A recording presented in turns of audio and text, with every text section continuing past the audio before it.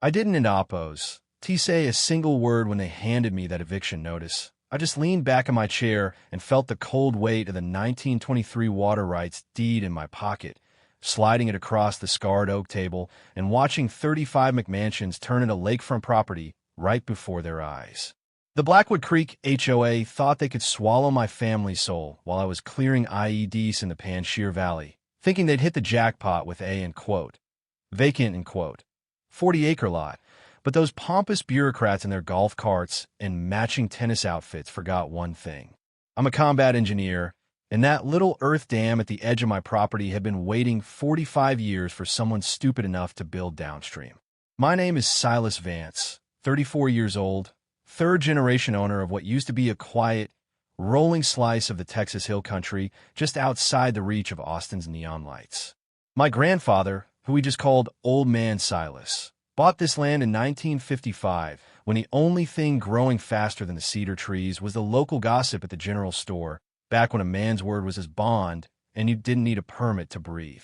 In 1978, he worked with the Army Corps of Engineers to build a small, modest earth dam. Nothing flashy, just solid engineering meant to catch the seasonal rains for the cattle and give the neighbors a hand during the brutal Texas dry spells. Pops always told me that the dirt under our boots was more than just soil, it was a legacy, but after 2 tours in Afghanistan, managing water infrastructure in places where people would kill for a clean gallon, I came back home to find that legacy being paved over by the very kind of entitlement I'd been fighting against overseas. I pulled up to the gate in August 2023, expecting to see the shimmering surface of the pond and the old oak where I'd carved my initials. But instead, I was met with the screech of circular saws and the suffocating dust of a dozen concrete mixers.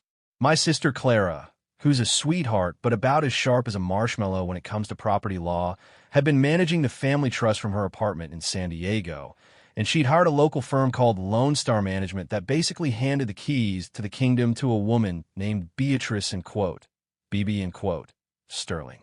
BB is the president of Blackwood Creek HOA, the kind of woman who treats a homeowners and oppos, meeting like a coronation, and wears enough perfume to choke a horse. And she filed an adverse possession claim the second my property taxes got tangled in a clerical error while I was out of radio contact. End quote.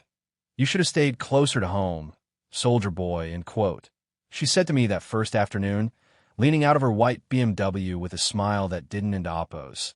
T reach her eyes, telling me the community had decided my land was, in quote, blighted, in quote, and they were just, in quote, improving, in quote, if for the sake of the children. It made my blood boil to see her construction crews diverting the natural creek that fed my dam, starving the ecosystem my grandfather had spent a lifetime protecting just so she could have a decorative water feature for her new clubhouse.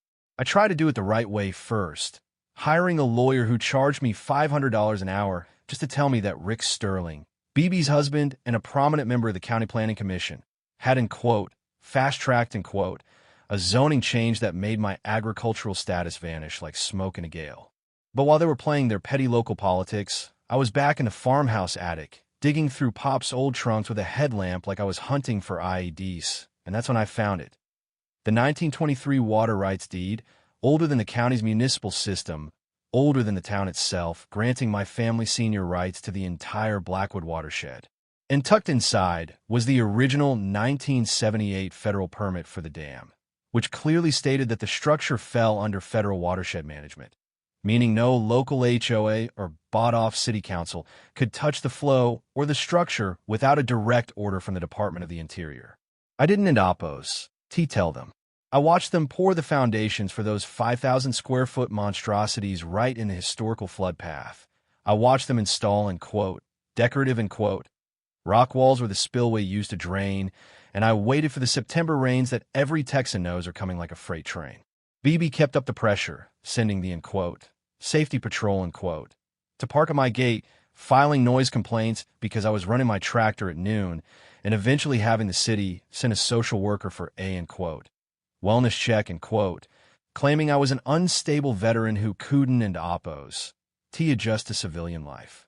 The social worker, a nice lady named Elena, looked around my perfectly clean kitchen and my organized workshop, then looked at BB, standing on her golf cart across the road like a vulture, and she just sighed and closed her clipboard, realizing she was being used as a weapon in neighbor war.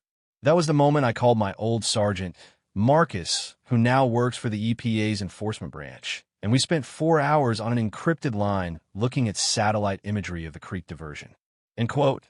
Silas, end quote, he told me, his voice crackling with a mix of professional concern and old-school mischief, end quote. They didn't oppose.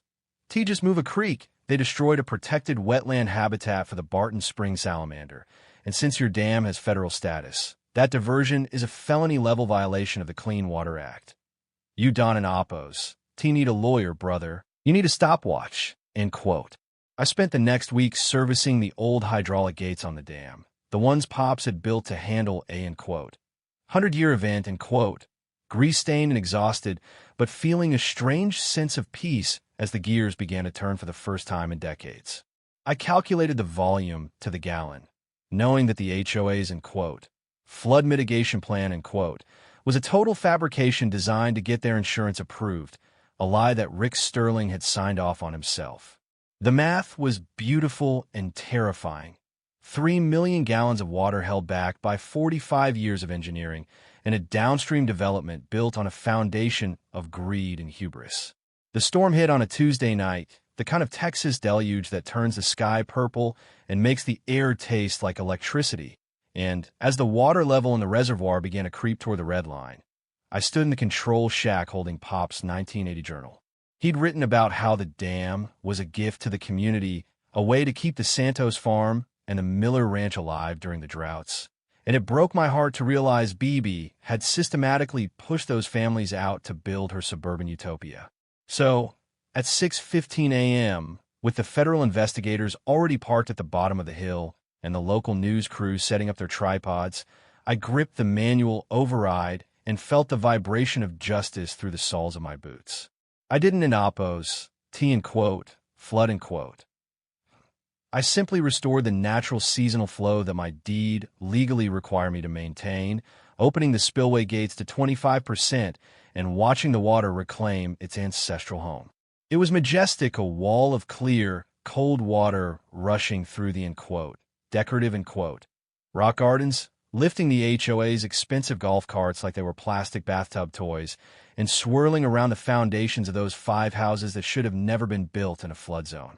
BB was out there in the rain, screaming until her face turned the color of a ripe beet, clutching a handful of legal papers that were literally melting in the downpour, while Marcus and his EPA team stood there with their badges out, documenting the fact that the water was flowing exactly where the 1923 deed said it should. The aftermath was a slow-motion car crash for the Blackwood Creek HOA. The insurance companies pulled their coverage the second the fraud was exposed. The banks called in the construction loans because the, end quote, guaranteed water access, end quote, was a lie, and the FBI started asking very pointed questions about Rick Sterling's, end quote, fast-tracked, end quote, zoning changes. Within 6 months, Rick was facing a federal conspiracy indictment, and BB was forced to sell her BMW just to cover the initial fines for the environmental damage she'd caused to the creek bed. The most satisfying part wasn't an oppose, the money or the look on her face when the sheriff served her with the RICO lawsuit. It was the day I bought the old Santos farm back at the tax auction with a portion of my settlement and handed the keys back to Miguel, whose family had been there since the 30s. The creek is singing again, the salamanders are back, and I spend my evenings on the porch watching the water flow free, knowing that some legacies aren't and oppose. Meant to be paved over.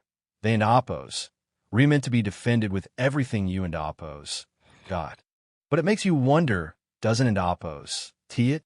If I hadn't an oppose, been an engineer with the right paperwork and a few friends in high places, those 35 houses would still be standing on stolen land, and a whole ecosystem would be dead. We like to think the law protects the little guy, but sometimes the only thing standing between a community and a bulldozer is one person willing to open the gates and let nature take its course. Some people call what I did, in quote, revenge, in quote, and some people call it, in quote, environmental terrorism, in quote, but I just call it property management. So I've got to ask, if someone tried to pave over your family's history, how far would you go to make sure the truth came flooding back? Drop a comment below and let me know if you think I crossed the line or if I just did what needed to be done. And hey, if you've ever had a run-in with a power-hungry HOA, I want to hear that story too, because as I learned the hard way, water always finds its level, and justice eventually finds its way home. Would you like me to tell you about the time my neighbor tried to sue me for the, ugly, solar panels on my barn, only to realize he'd built his pool 4 feet onto my property? Because that's a whole different kind of flood.